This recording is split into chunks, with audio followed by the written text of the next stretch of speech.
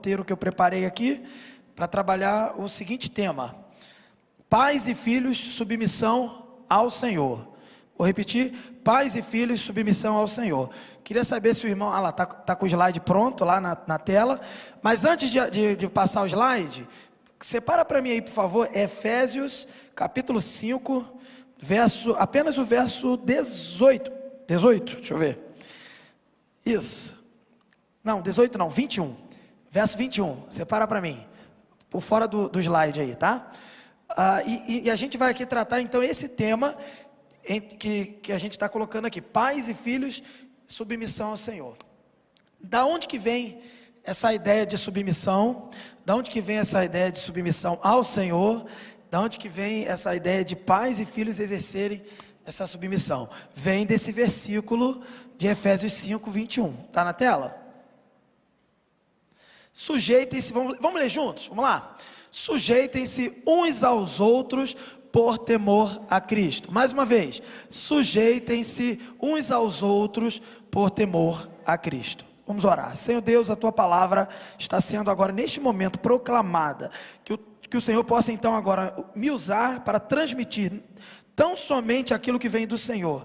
Nada da minha vontade, nada que pertença à vontade humana, mas tudo aquilo que vem do Teu Santo Espírito. Portanto, Senhor, nessa noite, ilumine os nossos corações, as nossas mentes, para que sejamos aperfeiçoados por esta palavra. Afasta de nós toda contrariedade, toda divergência, todo plano contrário e toda distração. E que estejamos apenas com os nossos ouvidos atentos, com as nossas mentes cativas a uma só voz, a Tua voz. Em nome de Jesus que nós oramos, amém.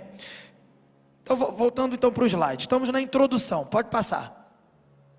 Isso. Irmãos, a gente tem aprendido na Escritura que o relacionamento entre os cristãos, ele deve ser controlado pelo Espírito Santo, e não apenas pelo Espírito Santo no sentido de que ele habita em nós, mas a nossa prática tem que ser algo que vem do Espírito Santo e tem que ser colocada para fora, externada.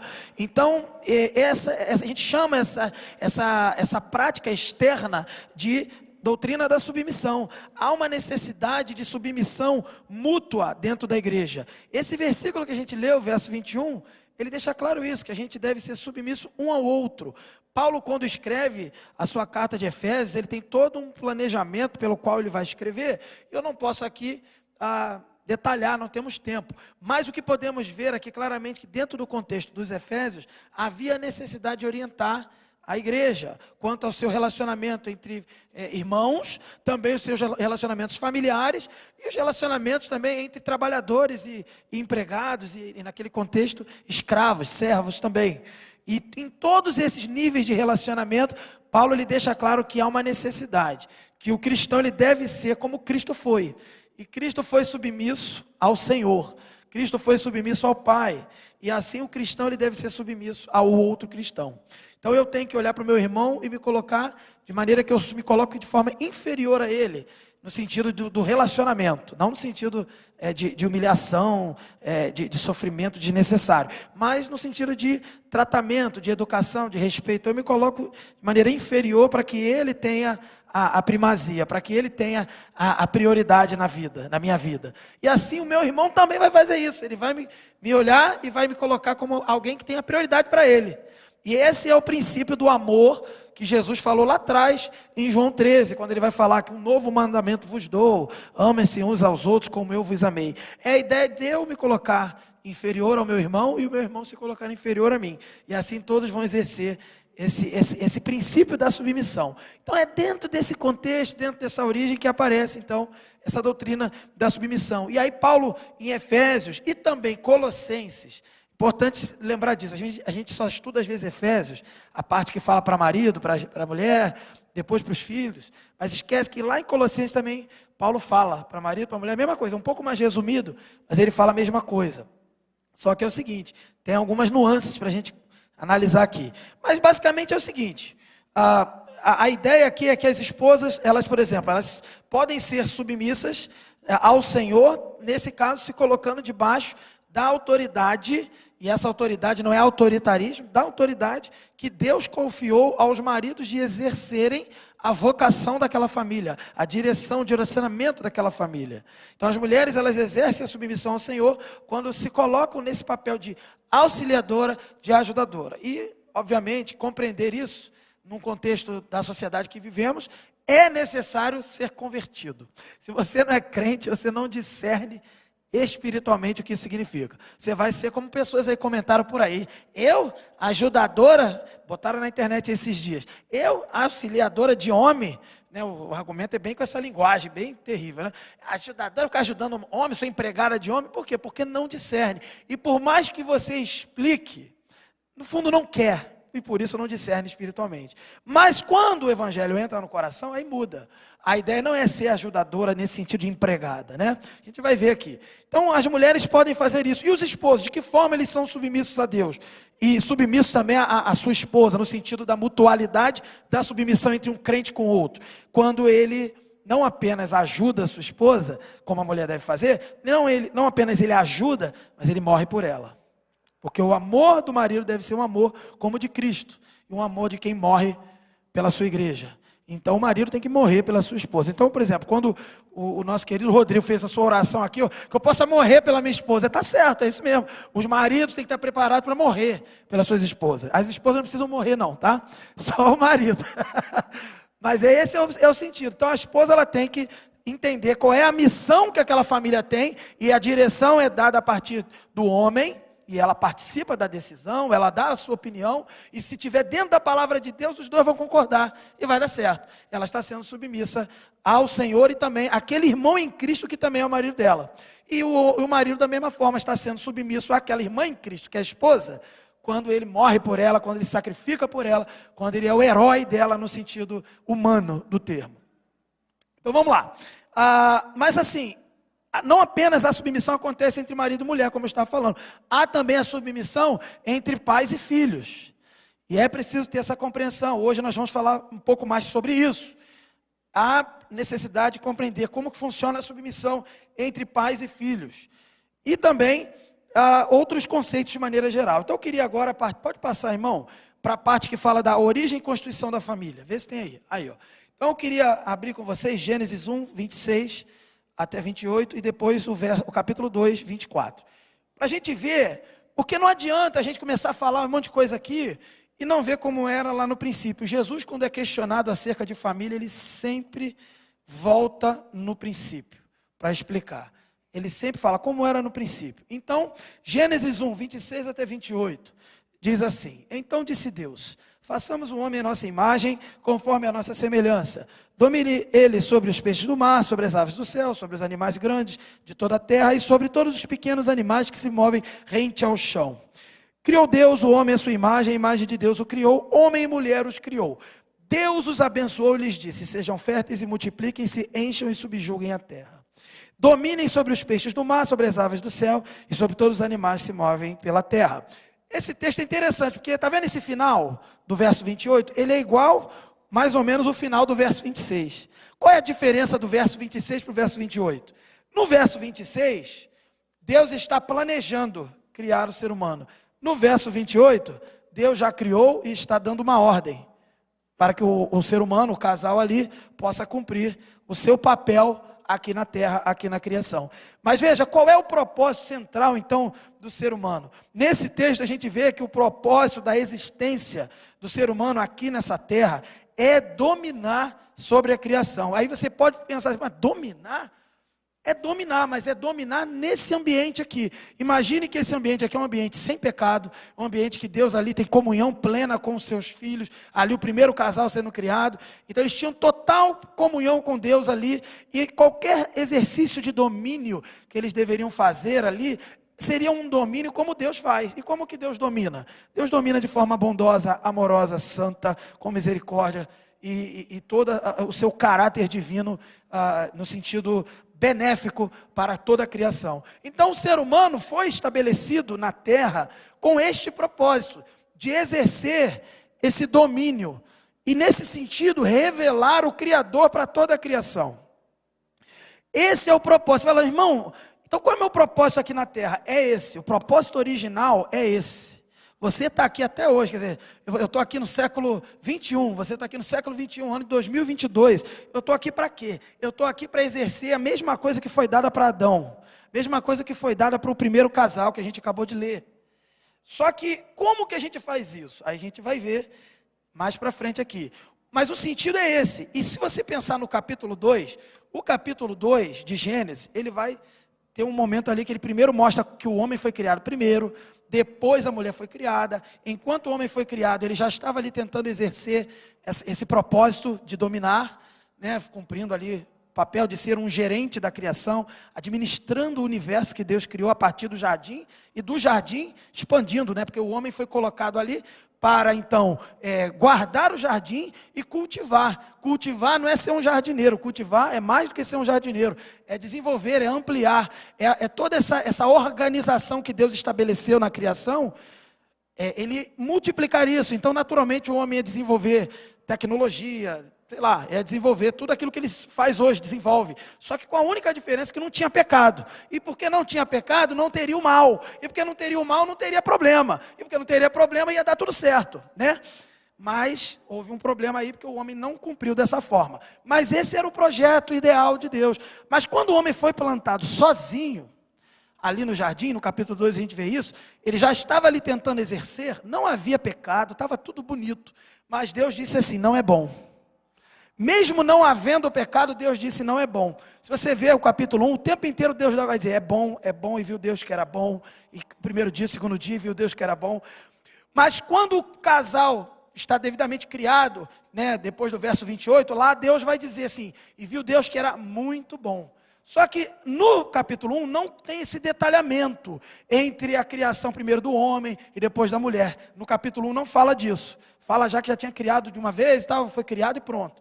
Mas no capítulo 2 tem um detalhe, o homem foi criado primeiro, a ordenança primeiro foi dada ao homem, não coma desse fruto e tal, de todas as árvores você pode comer menos dessa, aí depois é que a mulher é criada, o que implica que a mulher recebe a orientação do próprio homem acerca do que fazer, acerca da responsabilidade ali com Deus, de não comer da árvore do conhecimento do bem e do mal. Esse foi o sentido no capítulo 2, só que, enquanto a mulher não foi criada, Deus disse, não é bom. Não é bom que o homem esteja só. Por quê? Porque o homem sozinho não cumpre plenamente o seu propósito. Não cumpre. Isso é claro, biblicamente. E aí como é que faz? Como é que faz? Foi o que Deus fez. Criou a mulher. E a partir, depois que a mulher foi criada, lá no capítulo 1, você vê que Deus disse que era muito bom. E ele disse que ia criar para ser uma ajudadora idônea. A ideia de ajudadora idônea não quer dizer empregada, como o pessoal aí fora diz. Não quer dizer que é subalterna, não, é a ideia de lateralidade. Ela é semelhante ao homem, está lateralmente, com a mesma responsabilidade do homem. A diferença é, claro, naturalmente, na biologia, claro, tem diferença, nas questões biológicas, físicas, e nas funções, no sentido de que Deus, Deus colocou a responsabilidade inicial ao homem, e o homem transmite a sua esposa. Então esse é o funcionamento, a organização funcional da família. A mulher recebe a orientação do homem, porque o homem nesse sentido é um sacerdote. E o próprio Deus deu essa orientação ao homem. Claro que no capítulo 3, nós vamos ver que deu tudo errado, não por causa de Deus, mas por causa do pecado do ser humano. Mas o que a gente quer frisar aqui, é que então, o propósito do casal é revelar a glória de Deus, administrando a criação, cuidando desta criação, desenvolvendo esta criação. O casal junto, Deus disse, muito bom. O homem sozinho, Deus disse, não é bom. Esse é o sentido aqui. E a ideia é revelar mesmo o Criador, os atributos, tornar ele conhecido no sentido da criação. E esse é um propósito que é desenvolvido de forma bondosa, santa. O casal não tinha pecado.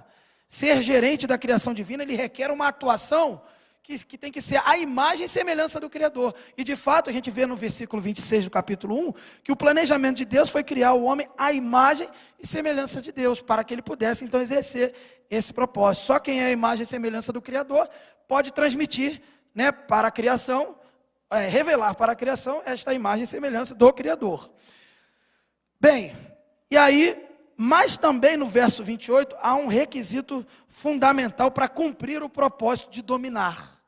Repare que quando então Deus cria o casal, ele dá uma palavra para o casal no verso 28. No verso 28 o texto vai dizer assim: Deus abençoou e disse: sejam férteis. Não é isso que está dizendo aí? Sejam férteis e multipliquem-se, encham e subjuguem a terra. Aí ele repete: dominem sobre os peixes do mar. Quer dizer, o ser humano, o casal, ele só poderia dominar e expressar essa glória de Deus, revelar, espalhar, multiplicar essa glória de Deus para o universo, vamos dizer assim, por todo o ambiente criado por Deus. De que forma? Qual é a estratégia? Multiplicando-se, sendo fértil e multiplicando-se, enchendo a terra. Naturalmente, multiplicar filhos, biologia, claro, mas muito mais do que biologia, porque ali não havia pecado, lembre-se disso. E se não havia pecado, o que tinha que ser multiplicado é muito mais do que biologia, porque a natureza toda multiplica a biologia até hoje. Os animais se procriam por aí, e nasce um monte de animalzinho. A diferença do ser humano é que havia necessidade de multiplicar imagem e semelhança de Deus e santidade. Então aqui está subentendido claramente que para dominar de forma santa, é preciso multiplicar seres humanos, lógico, mas multiplicar santidade. Sem santidade ninguém verá a Deus, sem santidade não tem como se revelar a glória de Deus. Bem, e aí, este é o sentido, essa é a origem e a constituição da família. E aí no verso, no capítulo 2, verso 24, no outro slide, por favor, diz assim: portanto deixará o homem seu pai e sua mãe, e apegar-se-á à sua mulher, e serão ambos uma carne. Então, é claro que essa orientação de casar, de se juntar, essa orientação de homem e mulher serem férteis, terem filhos, multiplicarem filhos com santidade, gerando esses filhos santos, é também uma clara orientação que é confirmada em Noé. Lá em Noé, quando tudo recomeça, lá em Noé Deus fala de novo. Noé, acontece lá em Gênesis 9:1, Deus fala de novo: sejam férteis, multipliquem-se, enchem a terra. Então tem que encher a terra sim, mas encher a terra de pessoas que servem a Deus. Não à toa, naquele contexto, morreu todo mundo, sobrou uma família de quem? De gente que serve a Deus. Morreu todo mundo que não servia a Deus. Deus já começou com uma família ali, a família de Noé, que servia a Deus, e mandou multiplicar. Deus não mandou todos os outros multiplicarem, Deus não salvou alguns ali que estavam fazendo o pecado de mal a pior para multiplicar. Ele, nesse sentido, e que os seus ouvidos não fiquem dolorosos por ouvir isso, mas ele matou, Deus matou toda a humanidade do tempo de Noé, e só sobrou Noé com a sua família, porque eram servos de Deus. Muito obrigado, minha irmã. E neste sentido, aí Deus falou: multipliquem-se.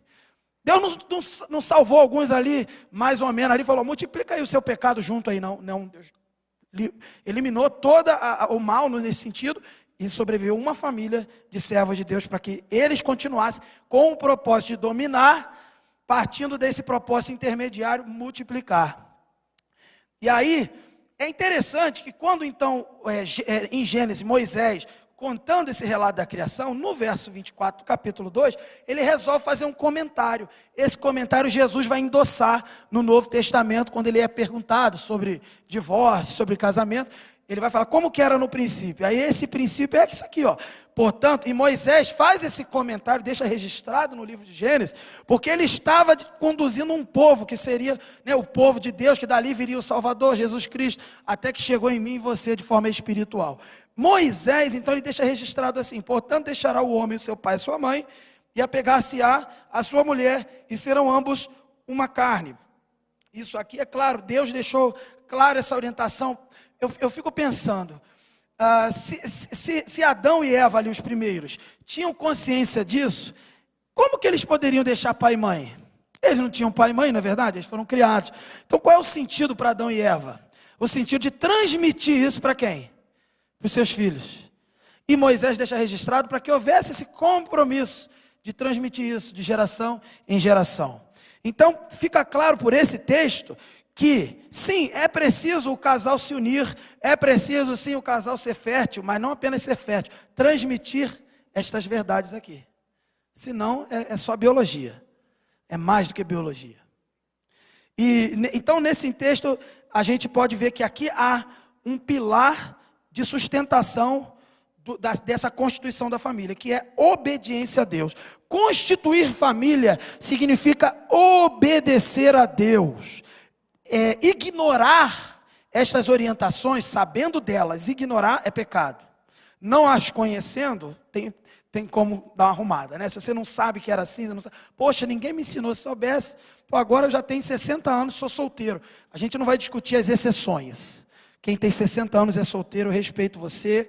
A gente não está discutindo as exceções. Exceções a gente conversa na EBD. A gente está discutindo o ideal de Deus, o que Deus estabeleceu. Se o irmão se encaixa em alguma exceção e depois quiser conversar comigo, a gente pode conversar e eu vou esclarecer a sua dúvida. Mas o ideal de Deus é isso. A família, ela é estabelecida com este propósito. O casal cumpre o propósito de existência na terra. O homem sozinho, Deus diz que não é bom. E o que é para fazer? Dominar. Como que eu posso dominar? Multiplicando filhos. E não apenas biologia, mas santidade, ensinamento da palavra do Senhor. Conhecimento do próprio Deus aos filhos, para que os filhos transmitam para as próximas gerações. É assim que se domina. Não é, eu sou poderoso, eu vou fazer isso, vou fazer aquilo, fazer acontecer. Não é assim. Não é assim que Deus domina. Deus domina revelando-se pela palavra. E também o casal vai dominar aqui na terra, os casais, revelando o próprio Deus da sua própria palavra. Esse é o princípio. Um segundo ponto desses conceitos que a gente está estabelecendo aqui é a necessidade. Pode passar para o próximo, por favor? É a necessidade de sermos governados pelo Espírito. Efésios 5, 18 a 20.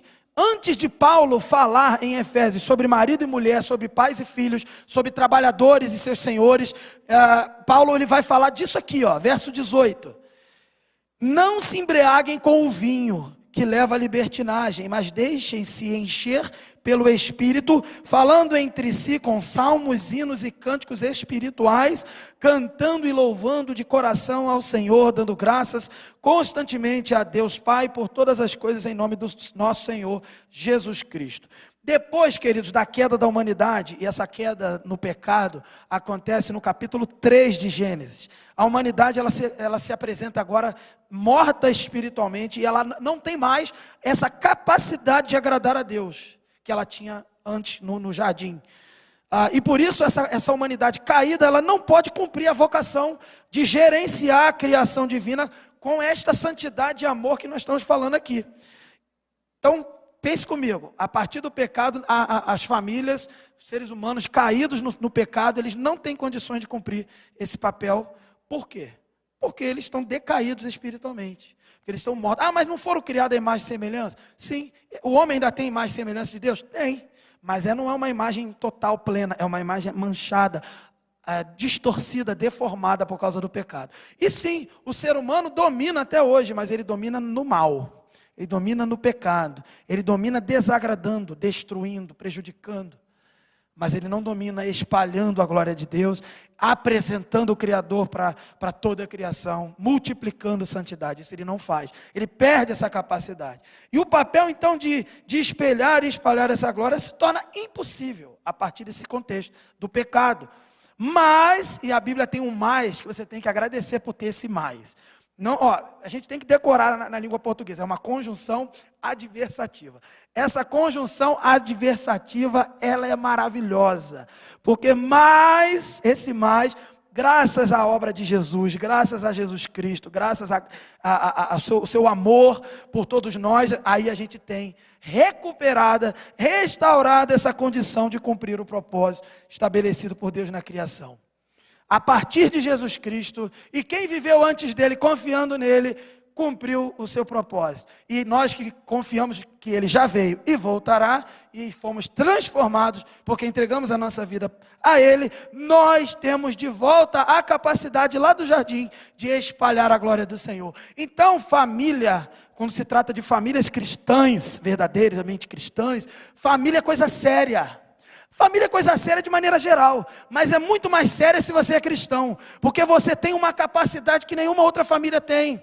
Você tem a capacidade de cumprir o que foi dado para fazer em Gênesis, e você tem essa responsabilidade. E quando você, pertencente à sua família ali, você desenvolve essa glória de Deus, revela essa glória de Deus ao mundo, apresenta essa glória de Deus, espalha essa glória de Deus ao mundo, sabe o que acontece? Você está livrando o mundo de males, você está aliviando o mundo do seu próprio sofrimento. E a gente fica às vezes preocupado, e tem que dar comida para quem tem fome, tem que dar. Tem que dar roupa para quem está sem roupa, com frio. Mas às vezes a gente fica tão tocado, chora quando vê alguém com fome, mas não chora quando vê alguém que está condenado ao inferno. A gente é capaz de ficar feliz porque alguém comeu um pão, mas não consegue ainda ficar indignado, porque por mais que ele tenha comido um pão, ele carece do pão da vida, que é Jesus. A nossa indignação e a nossa preocupação e o nosso choro tem que ser constante. Já que eu choro porque tenho fome de pão, eu tenho que continuar chorando porque tem gente que tem fome do pão de Deus, do pão da vida, que é Jesus. E você, como família de Deus, entende, você tem algo muito sério para desenvolver. A sua própria casa, a sua própria família tem a responsabilidade de multiplicar a glória de Deus. E não é, como que eu vou fazer isso? Eu vou fazer um curso de missionário, vou entrar na junta de missões, eu vou por aí. Aí é que está. Talvez você tenha um chamado específico para ser um missionário, tudo bem. Mas não precisa ser. Todas as famílias foram capacitadas para ser pessoas que vão apresentar o Criador novamente, a criação, revelar a glória de Deus a toda a criação. De que forma? Vivendo uma vida coerente, vivendo uma vida santa. Só quem tem Jesus pode fazer isso. Por isso há uma responsabilidade urgente, uma grande responsabilidade. O mundo todo não consegue. Você pode pensar aí agora na pessoa mais legal que você conhece aí fora. Ela não é cristã, mas ela é uma boa mãe, ele é um bom pai, mas ele não cumpre o propósito pelo qual Deus estabeleceu que todos deveriam fazer. Porque ele não tem restaurado nele a capacidade de multiplicar e apresentar a glória de Deus. Ele multiplica filhos, ele multiplica a biologia, mas ele não multiplica a glória e a santidade de Deus. Como ele pode fazer isso? Só se um dia ele for alcançado por essa glória, por esta salvação. E assim, quando ele tiver os seus filhos, e não apenas os filhos, por todas as pessoas no trabalho, onde você estiver, ali você pode então transmitir a glória do Senhor. Se não for assim, nós estamos descumprindo o propósito de Deus. Então esses dois conceitos estabelecem aqui as bases do que a gente chama de submissão. Então vamos falar um pouco da submissão. Pode passar, por favor? Antes ainda de entrar no texto, nesse texto aí, a submissão é uma doutrina que a gente já trabalhou aqui na igreja várias vezes. No Ministério de Famílias tem sido trabalhado, nos Jovens Casados tem sido trabalhado, o material do Dave Merck tem sido trabalhado na IBD, também com Jovens Casados. Inclusive sábado temos encontros Jovens Casados, vamos trabalhar o segundo livro, começar agora o segundo livro. A submissão é algo que já foi trabalhado pelo nosso pastor Carlos Elias, aqui nesse púlpito. Recomendo os irmãos procurarem os sermões de maio de 2020. Maio de 2020, o pastor trabalhou muito bem. E a gente pode elencar aqui 3 realidades acerca da submissão. Você pode voltar um pouquinho no slide? Acho que tem um negócio que eu coloquei antes aí. Então não sei onde está não, acho que eu esqueci então. Mas eu vou falar aqui para os irmãos. Sem a submissão de Jesus Cristo ao Pai, não haveria evangelho. Eu já sei, está lá no final, nos últimos slides. 3 pontinhos, coloca lá por favor, acho que é antes disso. Ou depois, não sei. Tem 3 pontinhos, sem submissão de Jesus Cristo ao Pai. É isso aí. Isso a gente aprendeu com o pastor Carlos Elias, de maneira geral, nos estudos sobre submissão que acontece aqui na igreja. Sem submissão de Jesus Cristo ao Pai, não haveria evangelho. Não é isso que a gente leu agora em Filipenses, quando a gente teve esse momento de leitura da palavra? Jesus Cristo, então, ele não tomou para si o fato de ser igual a Deus, ser Deus, e ele não fez isso. Ele fez o quê? Ele se humilhou, se esvaziou, foi obediente até a morte. Então, nesse sentido, ele foi o quê? Submisso ao Pai. Se não houvesse a submissão de Jesus Cristo ao Pai, não haveria evangelho. Sobre a submissão também há o seguinte, segundo ponto. Sem a submissão dos cristãos a Jesus, não haveria igreja. Se você hoje é igreja, se nós somos igreja, é porque nós nos submetemos a Jesus Cristo como nosso cabeça. E, neste sentido, sem submissão da esposa ao seu marido também não haverá casamento. É preciso ter essa realidade também. E um versículo que exprime isso foi o que eu li logo no começo, que é Efésios 5:21. Sujeitem-se uns aos outros por temor a Cristo. Ok. Agora sim, pode colocar naquele texto lá, que estava lá de Efésios 6. Em Efésios 6, nós temos algumas orientações quanto à submissão de pais e filhos. Veja aí. Filhos, obedeçam a seus pais no Senhor, pois isso é justo. Honra teu pai e tua mãe, este é o primeiro mandamento com promessa, para que tudo te corra bem e tenhas longa vida sobre a terra. Pais, não irritem seus filhos, antes criem-nos segundo a instrução e o conselho do Senhor. Esse texto, ele é um texto que há um paralelo em Colossenses. Colossenses, capítulo 3, verso 18, vai ter também orientações. Pode colocar, assim que tiver, você pode colocar na tela, por favor. Colossenses 3, verso 18. Ele faz um paralelo aí, sobre marido, mulher e sobre filhos. Veja só, assim que achar. E esse texto, então, ele tem orientações de submissão claras, mas tudo isso não pode ser trabalhado desconectado do que foi no começo, em Gênesis. É preciso entender que nós somos aqueles que têm condições de cumprir o propósito estabelecido em Gênesis. E quando Paulo fala isso aqui, ele também fala à luz do que a gente leu no verso 18. Sermos cheios do Espírito Santo. Se você é cheio do Espírito Santo, você tem condições de cumprir isso aqui. Olha como está em Colossenses 3,18 em diante. Mulheres, sujeitem-se cada uma a seu marido como convém, a quem está no Senhor. Próximo, pode seguir. Você separou só o 18? Eu vou até o 20. Maridos, ame cada um a sua mulher, não a tratem com amargura. 20. Filhos, obedeçam a seus pais em tudo, pois isso agrada ao Senhor. E tem muito mais, ali depois tem orientações acerca dos trabalhadores e tudo mais. Pais, não irritem seus filhos, para que eles não desanimem. E depois vai ter orientações com relação ao trabalho, como tratar os empregados, como o patrão deve se portar, e assim por diante. Só que é interessante que assim como em Efésios, há uma fonte de capacitação, e essa fonte é ser cheio do Espírito Santo, para cumprir isso. Em Colossenses também há uma fonte de capacitação, é ser cheio do conhecimento, da vontade, da palavra de Deus. Então é necessário que o crente, e ele só pode fazer alguma coisa da parte de Deus, se ele for cheio do Espírito Santo, e se ele for cheio da palavra. Não existe crente que é cheio do Espírito Santo se não tem palavra. Não existe crente que é cheio da palavra se não tem o Espírito Santo. O cara que é cheio da palavra, mas não tem o Espírito Santo, ele na verdade ele é vazio da palavra, ele é só um intelectual, como muitos têm aí nas universidades. E o cara que é cheio do Espírito Santo, mas não é cheio da palavra, ele não é um crente real, ele é apenas um feiticeiro que pratica alguma feitiçaria. Se você quiser ser uma pessoa, um cristão verdadeiro, e depender do poder de Deus, mas não apenas poder, veja, o Espírito Santo trabalha com a ideia do poder, mas a palavra também trabalha com a ideia do poder, porque o Evangelho, que é revelado na palavra, é poder para a salvação de todo aquele que crê. Portanto, você quer ser um crente que vive no poder de Deus, seja cheio do Espírito Santo, Efésios 5,18, e seja cheio do conhecimento de Deus, Colossenses 1,9. E neste princípio, tendo essa capacitação, você pode cumprir o que Paulo, por exemplo, orienta aqui em Efésios 6, de 1 a 4. Aqui o contexto é claro. Vamos ao primeiro ponto, por favor. O contexto é claro, ele tem uma primeira parte que é do verso 1 ao verso 3, que vai mostrar os deveres, o dever dos filhos com seus pais. E ele apresenta 3 motivos que devem levar os filhos a serem obedientes aos pais. O Evangelho, presta atenção, a natureza do que significa isso e a lei. Veja, o Evangelho, filhos, sejam obedientes a vossos pais no Senhor.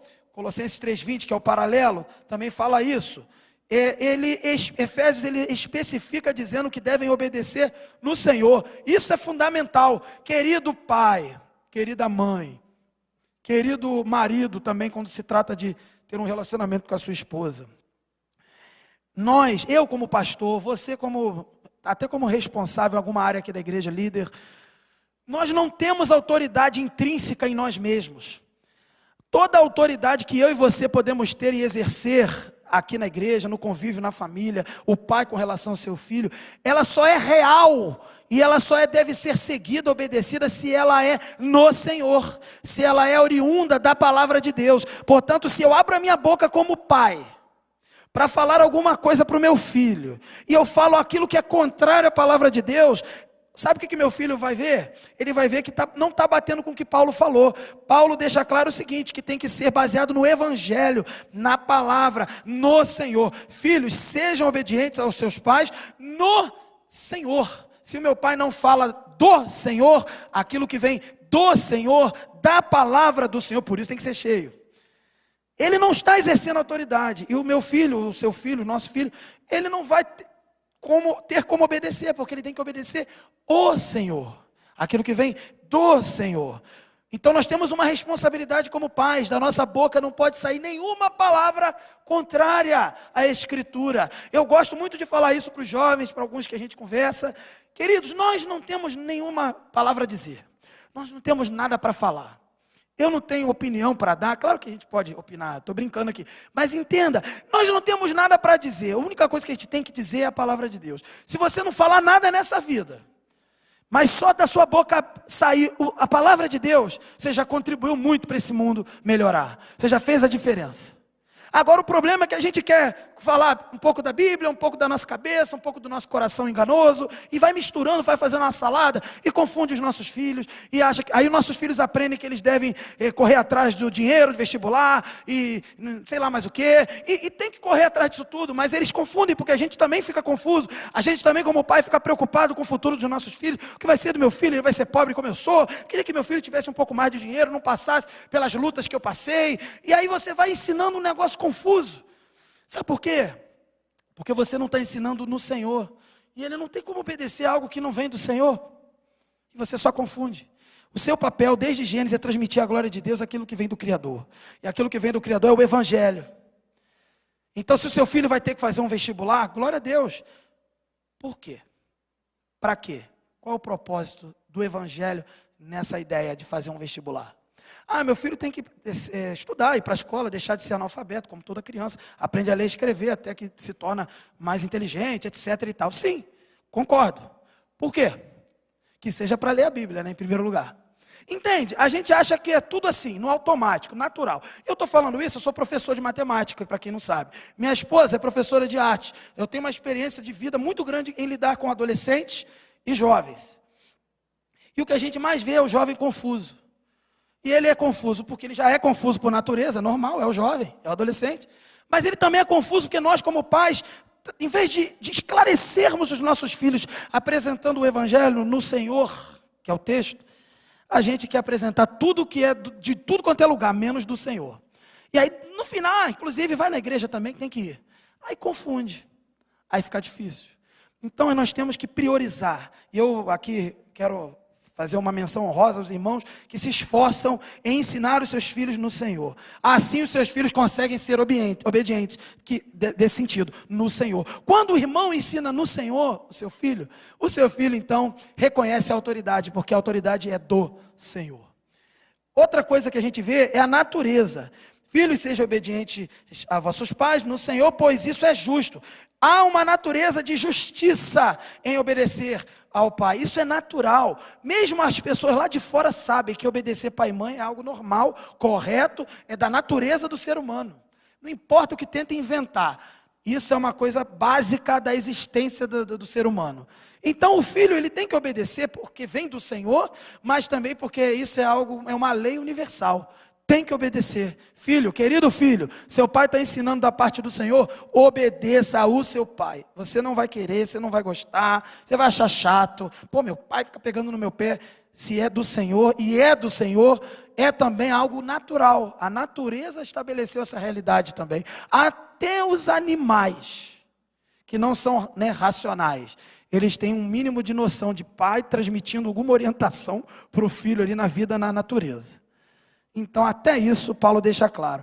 É algo natural que precisa ser seguido. A obediência dos filhos aos pais é uma lei natural, é o comportamento padrão de toda a sociedade. E o terceiro aspecto que a gente vê aqui é a lei. Porque aí Paulo, ele, além de dizer isso, sejam obedientes aos vossos pais, que é a questão no Senhor, por causa do Evangelho, e porque é justo, que isso é uma coisa perceptível na natureza, ele também cita o verso 2 e 3, ele vai mencionar um dos mandamentos lá do Decálogo, dos 10 mandamentos de Êxodo 20. Ele vai dizer assim, honra teu pai e tua mãe, este é o primeiro mandamento, com promessa para que vivas bem e tenhas vida longa sobre a terra. Honrar é mais do que obedecer. Os filhos não devem prestar só obediência aos pais, mas tem que dedicar amor, respeito e cuidado para com seus pais. É possível, às vezes, alguém que obedece, mas não honra. O irmão do filho pródigo obedecia o pai, já citaram aqui o filho pródigo. Ele obedecia o pai, mas não honrava. Honrar pai e mãe é honrar o próprio Deus. A desonra aos pais, ela era um pecado naquele contexto do Velho Testamento, punido com a morte, inclusive. E nesse sentido, resistir à autoridade dos pais é se colocar contra não apenas os pais, mas colocar-se contra o próprio Deus. Então, é preciso instruir os nossos filhos. Se você é um adolescente, é um jovem que me ouve, né, pela internet ou aqui presente, você precisa entender, você deve honrar o seu pai. Agora veja, o começo foi, instrua os seus filhos, obedeça o seu pai no Senhor. Então, o honrar aí pressupõe a fonte da autoridade que é Deus, o conteúdo dessa orientação que vem de Deus. É nesse sentido. E aí o pastor Carlos, ele trouxe uma palavra uma vez, quando ele pregou sobre os 10 mandamentos, fez vários sermões, e teve um dia que foi sobre esse mandamento de pais, de honrar pai e mãe. E ele deixou claro que a honra maior, a verdadeira honra a pai e mãe, não é uma obediência cega, como se você fosse um escravo, né? Você é um filho escravo dos caprichos do seu pai. Não é isso. A honra a pai e mãe aqui é aquela honra em que o filho honra a Deus. Quando o filho honra a Deus, obedece a Deus, ele honra o pai. Baseado em quê? Baseado em que o pai só tem autoridade se ele orienta da parte de Deus. Mesmo quando o pai escapole ali, ele não fala algo de Deus para o seu filho, e o seu filho ali mantém-se honrando a Deus, e o seu pai pode até achar que o filho está desobediente porque ele está honrando a Deus e não concordou muito com o que ele falou. O filho está honrando o pai. E esse ensinamento eu recomendo vocês pesquisarem também no canal da igreja. É libertador. Eu tive acesso a vários testemunhos de pessoas que se sentiram libertadas quando compreenderam que um filho honra ao pai quando honra a Deus. E você, pai, por favor, não coloque um peso muito maior acima do que a própria Bíblia estabelece de responsabilidade. O seu filho não tem que honrar você porque você abriu a boca para falar alguma coisa. O seu filho tem que honrar você porque da sua boca jorra a palavra de Deus. Porque você é cheio do Espírito Santo, cheio da palavra de Deus. E ele vai honrar o Deus que você serve, e por isso ele te honra. E isso liberta e gera ao mesmo tempo harmonia na família. Não ensine algo que não vem de Deus, é pecado. E o seu filho precisa honrar a Deus em primeiro lugar. E assim ele está te honrando. Honrar pai e mãe traz benefícios. A promessa consiste em prosperidade, longevidade. No Antigo Testamento, né, as bênçãos eram terrenas e temporais, como ter terras, posse de terra e tudo mais. Mas no Novo Testamento, essas promessas elas são espirituais, como a gente pode ver em Efésios 1:3, que nos abençoou com toda sorte de bênçãos espirituais nas regiões celestiais. Então, aqui a promessa do Velho Testamento é uma promessa espiritual, de longevidade no sentido de vida eterna, que serve a Deus. Bem, o filho obediente, ele se livra de grandes desgostos, né? Quando ele ouve os pais, ele se livra de desastres, de casamentos errados, de perdas, de lágrimas, mortes, né? Questões desse tipo são evitadas quando os filhos ouvem seus pais. O filho, quando fica atento às orientações do pai, ele tem cuidado contra as seduções desse mundo, ele evita questões de drogas, sexo fora do casamento, namoro, abandono da igreja, amigos que são mais influências, questões nesse sentido. Então, a obediência aos pais no Senhor, porque o pai exerce essa autoridade no Senhor, livra o relacionamento do filho com o pai de vários problemas e desgostos desse mundo. Agora, o último ponto, que é o dever dos pais com os filhos, verso 4. Pode passar, por favor. Olha lá. A ideia aqui do verso 4 é que agora os pais, eles não devem provocar a ira aos filhos, né? A primeira parte do texto. Não provoquem a ira, não irritem seus filhos, antes criem-nos segundo a instrução e o conselho do Senhor. Essa parte aqui de não provocar a ira aos filhos é o excesso de autoridade, extrapolar aquilo que a Bíblia diz, ou se ausentar, se ser omisso. O pai que é omisso e não cumpre o seu papel de instruir, de exercer essa autoridade, ou o pai que se excede nessa autoridade, ele faz além do que a Bíblia mandou fazer, ele neste sentido ele provoca a ira ao seu filho. Cada criança, adolescente, jovem, ele é um indivíduo. E ela precisa, nessa criança, esse adolescente, ser respeitado em sua individualidade. Veja, respeitado não é você bater continência para seu filho, não. Você vai crescer para cima de você. Não é isso. É no sentido de respeitá-lo como indivíduo, como ser humano, como ser criado à imagem de Deus e cumprir aquilo que a Bíblia diz somente. Não invente, não procure orientação fora da palavra. Uma vez a gente teve acesso a alguns pais que pediram ajuda, a gente precisa de algumas orientações de como criar filhos. Poxa, a nossa igreja está cheia de orientações. A nossa igreja tem classe sobre isso, a nossa igreja tem aqui o Ministério de Famílias, a nossa igreja tem o trabalho com os adolescentes, com os casais. Quer mais orientação? É só aparecer, né? Só vir. Venha, como Filipe fala para Natanael, né? Vem e vê, vem e aprende. Quer mais o quê? E a gente até ajuda, a gente coloca lá uma lista de livros para o pessoal. O problema não é falta de ensinamento aqui na igreja, o problema é falta de compromisso nosso. Quando você é pai, quando você é mãe, eu pai, mãe, minha esposa que é mãe, nós como responsáveis de filhos, enquanto a gente negligenciar a nossa responsabilidade, a gente vai ficar transferindo para a igreja. Tem que ter um curso novo, tem que ter um negócio novo, porque eu não consigo ir na EBD de 8h30. Porque eu não consigo pegar a lista de livros que minha esposa mandou. Minha esposa mandou a lista de livros lá no grupo de responsáveis dos adolescentes, para que não haja dúvida, o que mais tem é orientação. Mas o que falta também é compromisso como pai, de ser como Deus, de cumprir o seu propósito. Seu papel como pai e mãe é ser como Deus. É difícil. Assim como seu filho não quer ser como Deus, você também não. Eu também não. E eu posso dizer, eu estou discipulando a minha filha, preparando ela a passos lentos, né, para o batismo. E eu confesso que na correria da vida eu parei um bom tempo aí de dar o discipulado. E minha filha me cobrava.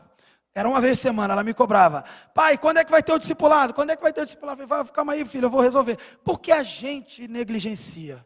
A gente prioriza aquilo que não é para priorizar.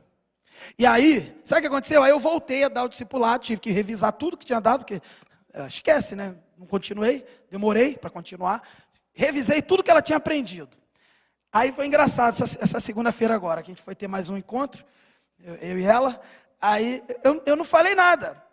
Eu não combinei nada, já estava no coração dela, já estava sabendo. Aí eu só cheguei, Adele, vem. Estou pensando que ela ia falar assim, o quê? Porque toda criança esquece das coisas, não está muito ligada, igual adulto, né? O quê? Não, ela levantou, já sabia para onde tinha que ir, já sentou na cadeira, já pegou a revista. Sabe por quê? Porque por mais que os nossos filhos digam que não querem, acham chato, a gente precisa insistir mais um pouco. E a gente, quando não insiste, a gente está atrapalhando o caminho, a caminhada do nosso filho. E eu posso dizer para os irmãos, teve um momento que eu parei, porque eu priorizei outras coisas e confesso que estava errado. Retomei, não apenas retomei, minha filha quis cada vez mais, está querendo cada vez mais. E eu que tenho condições de instruir meu filho. E da mesma forma vocês, tenho condições de instruir os filhos de vocês. O seu filho quer. Vai ter o dia que ele não quer. Você acha que na hora que eu estou dando aula para ela não fica distraída, olhando para outra coisa? Claro que fica. Porque ela é criança. Porque ela é pecadora como qualquer ser humano. E às vezes foge daquilo que é de Deus. Mas tem que insistir. Como é que eu faço? Eu não posso forçar meu filho. Como assim? Não pode forçar. Não é forçar exercer autoridade bíblica. Não é forçar. Cuidado com essa confusão na mente. Forçar é outra coisa. Você não está violentando o seu filho, você está instruindo ele, colocando limites, o que é o certo, o que é o errado. Você está ensinando ele a ser um cristão, está ensinando ele a ser um cidadão. Então, você não está vilipendiando a liberdade do seu filho. Que é isso? Seu filho, ele precisa ser orientado e é por você. Não é por mim, não, é por você. Não podemos terceirizar isso para outros. Bem, aí neste sentido aí, o dever dos pais para com os filhos, não provoqueis a ira aos vossos filhos, e o excesso de proteção, o favoritismo, é um caso de provocar a ira, falta de diálogo e atenção, expressar o descontentamento sempre, toda hora está descontente com seu filho, com seu desempenho, com o desempenho dele, palavras duras ou até violência física, não identificar o seu filho como um indivíduo, né, achar que todo mundo é tudo igual. Não é tudo igual. Criança, não é todo mundo tem cara de joelho, que o pessoal fala. Não é. Todo mundo é um indivíduo diante de Deus, né? Falta de consciência na vida e na disciplina. Então tudo isso a gente precisa deixar claro que precisa ser percebido no seu filho, senão você vai estar provocando a ira a ele. E terminando o versículo, os pais devem cuidar da vida dos filhos. No verso 4 ainda, ele diz assim, mas criai-os. A palavra criai-os aí significa nutrir, alimentar. É seu papel nutrir a palavra de Deus, a orientação bíblica no seu filho. Outra palavra que aparece é a disciplina. É uma palavra que significa doutrina. Ela tem um sentido de treinamento na prática. É como a minha filha. Minha filha, eu falei, vamos, ela já estava pronta, levantou e foi. É mais ou menos isso, disciplina. E tem uma outra palavra, admoestação. Essa palavra significa uma educação formal, uma comunicação verbal. A gente usa figuras, desenhos e tal, tudo bem, ajuda. Mas é falar com seu filho. Falar isso aqui que Deus diz, é isso aqui que a palavra diz. Isso aqui pode, isso aqui não pode, assim por diante. É falar. Está claro no texto, falar. Tem gente que quer só ficar no desenho. Não está errado desenhar não, minha esposa é da arte. Vocês viram lá o que a galera fez aí nas paredes da área infantil lá? Raquel e a galera toda que ajudou. É desenho, é pintura, é arte, tem que fazer. Mas aqui é claro, falar. O mundo foi criado pela palavra de Deus. É a palavra, confie na palavra. Comunique. E também tem um outro. Assim como o filho tem que obedecer ao seu pai no Senhor, os pais são responsáveis pela formação dos seus filhos, a formação cristã, porque todo esse ensinamento não é um ensinamento escolar apenas. E não confie na escola. A escola é algo que você usa como ferramenta para trazer conhecimentos desse mundo para uma vida melhor neste mundo. A escola não é a prioridade do seu filho. Por favor, não confunda isso. Tem gente que dá mais valor à matemática, vou puxar para o meu lado, a área da matemática. Tem gente que dá mais valor para a matemática, para a história, a geografia, do que para o evangelho na vida do seu filho. Querido, não faça isso. Seu filho pode se tornar o maior intelectual desse mundo e ele vai estar indo para o inferno. Não caia nessa mentira. Da mesma forma que você leva tão a sério a escola para o seu filho, você deveria e deve levar a igreja, o evangelho e o seu contato com ele, transmitindo a palavra de Deus. Isso é muito mais importante. Tem gente que fala assim, poxa, meu filho faltou EBD hoje porque ele passou a semana inteira estudando. Precisa dar um descanso para meu filho. Está errado. Dá um descanso dele da matemática, então. Dá um descanso. Pastor, você está falando, estou. Dá um descanso de qualquer outra coisa. Mas não dê um descanso dele da palavra de Deus. Porque o verdadeiro descanso que o cristão tem é na presença de Deus, com a palavra dele. Você quer que seu filho descanse? Então traz ele para EBD. Deixa ele dormir na aula, mas traz ele. Entendeu? Deixa ele no culto, deixa ele dormir lá no culto, mas traz ele. Aí você quer fazer o quê? Bota ele na escola a semana inteira. Tem gente que bota no curso para virar militar, para virar não sei o quê. Fica de domingo a domingo. E não conhece uma porção da palavra de Deus. O texto bíblico é claro. O texto está falando de matemática. O texto está falando de filosofia, de história, de geografia. O texto está falando do que importa. Dê aquilo que importa para o seu filho. Busque primeiro o reino de Deus e a justiça. Nutra o seu filho com isso, com o reino de Deus. E as demais coisas, português, matemática, passar na prova, no concurso, serão acrescentadas. O que eu posso testemunhar da minha vida, da minha experiência como adolescente, com os meus pais que me orientaram, minha esposa da mesma forma, é que nós nunca deixamos de cumprir os nossos compromissos na casa do Senhor. Talvez, eventualmente, precise dar uma equilibrada na agenda, ok. Agora, quer ver uma coisa que meus pais nunca fizeram? Nunca me botaram de castigo. E nesse sentido, me botar de castigo sem ir na igreja. Tem gente que bota o filho de castigo, não vai na igreja, porque ele gosta. Não tem que tirar o que ele gosta. Meu querido, tira. Se teu filho gosta, agradeça a Deus, que tem um monte de pai pedindo para o seu filho gostar da igreja, ele nem gosta ainda. Aí tu tira o que ele gosta, nesse sentido. Por favor, não tire aquilo que cura o seu filho. Não tire aquilo que faz bem para o seu filho. Agora oriente, tira mesmo, bota de castigo que tiver que botar, mas tu não vai tirar a igreja do seu filho. Não faça isso. Tem gente que cai nessa conversa. E está aqui, aleluia, levantando a mão, glorificando, não sei o que é isso, gente. Vamos cair na real. O texto é claro. Eu não quero aqui me meter na vida particular de cada um, obviamente. Mas você sabe o que realmente tem que ser passado para o seu filho, baseado nesse texto. E você sabe, se tiver que disciplinar, tirar alguma coisa dele, você sabe o que tem que tirar. Não é. Se ele gosta de Jesus, você não vai tirar Jesus. Você não vai fazer isso. Terminando. Sem submissão dos filhos aos pais, Assim como a gente viu que não há, sem submissão de Jesus a Cristo, não há evangelho. Sem submissão dos cristãos a Cristo, não há igreja. Sem submissão da esposa ao seu marido, não há casamento. Sem submissão dos filhos aos pais, não haverá honra a Deus. Os filhos têm que ser submissos aos pais para honrarem a Deus. É assim que você honra a Deus, filho. Querido filho que me ouve, sei lá onde você está me ouvindo? Você quer honrar a Deus? Seja submisso ao seu pai no Senhor, a sua mãe no Senhor. E o último ensinamento: sem submissão dos pais a Cristo, não haverá transmissão da fé. Querido pai, realmente, você não vai se submeter diretamente ao seu filho, você tem que exercer autoridade. Mas quando você se submete a Cristo e exerce o seu papel, você está se submetendo ao seu filho, porque você está entendendo que ele é prioridade. Que o seu papel como pai é colocá-lo como prioridade. Você precisa instruí-lo no caminho que deve andar. Não fique confuso. Talvez você seja uma pessoa que é pai de primeira viagem. Talvez você seja um pai agora que ainda o filho está no ventre, está na barriga da mãe. E a tua preocupação está assim: meu Deus, onde vai nascer? Como é que vai ser o parto? E sei lá, como é que eu vou fazer para sustentar? A sua preocupação não tem que ser essa. Claro que tem que ser, mas não é a prioridade.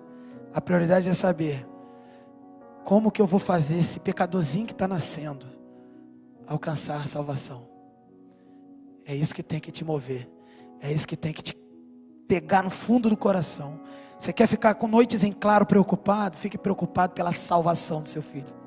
E não apenas preocupado, dobre seu joelho e ore. E trabalhe em direção a isso. É para isso que você foi estabelecido como pai, como mãe. E assim você transmite a fé. Sem submissão dos pais a Cristo, colocando seus filhos como prioridade na função que exercem, não haverá transmissão da fé. Portanto, transmita a fé que você recebeu. Transmita a glória de Deus que você recebeu para o seu filho. E assim você cumpre o seu propósito aqui na terra. E você poderá também, e ele também poderá cumprir o propósito. E uma palavra para aqueles que porventura não têm filhos. A orientação de crescer e multiplicar de Gênesis, ela é simples. Ela é realmente ter filhos. Mas agora com o Evangelho, até isso se torna mais amplo. Com o Evangelho você tem que multiplicar a santidade. Se Deus não te deu filhos biológicos para transmitir santidade, saiba que Deus está te dando todos os dias filhos espirituais para ensinar. Seja dando aula no IBD, seja cuidando do ministério infantil, seja cuidando de jovens e adolescentes, me ajudando aqui também no trabalho, como também onde você estiver, se você é um professor, onde você trabalha, Deus está dando filhos espirituais. A igreja é uma enorme organização humana nesse sentido, mas também espiritual, que gera filhos espirituais. Se porventura Deus não te permitiu ter filhos, porque filhos são a herança do Senhor, a gente compreende, Deus é soberano sobre todas as coisas. Mas Deus tem te dado filhos espirituais. Exerça todo esse ensinamento para aqueles que Deus confiar nas suas mãos. Cuide daqueles que estão chegando até você. Mas cuide assim, no Senhor, com a palavra do Senhor. Seja cheio do Espírito, cheio da palavra. Transborde, alcance, faça a diferença. Que para tanto o Senhor nos abençoe.